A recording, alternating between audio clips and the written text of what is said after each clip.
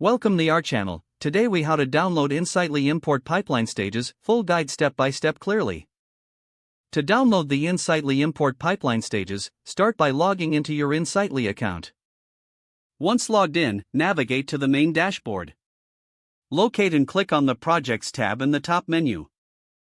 On the Projects page, find the option labeled Pipelines in the sidebar. Click on Pipelines to access your existing pipeline stages. Look for the specific pipeline you wish to download.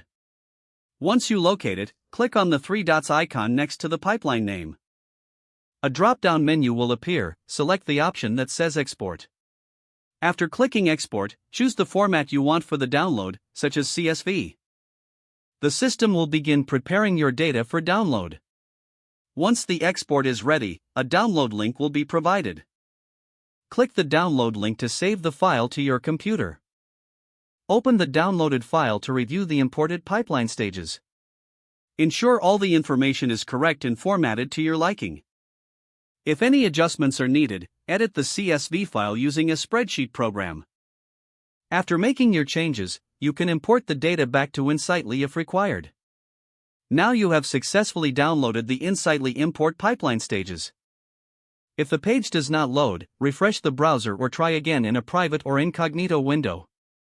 Make sure you are using the correct email address, then retype it carefully to avoid small typos. If your password is not accepted, use the reset option and create a new strong password you can remember. Check your spam folder for verification or security emails, then complete any requested confirmation steps. Enable two-factor authentication if available to improve account security and reduce unauthorized access risk.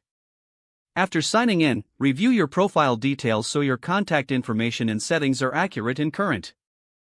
If you see an error message, note it down and try again after restarting your device and internet connection. Log out when you finish, especially on shared devices, to keep your account and payment in. If the page does not load, refresh the browser or try again in a private or incognito window.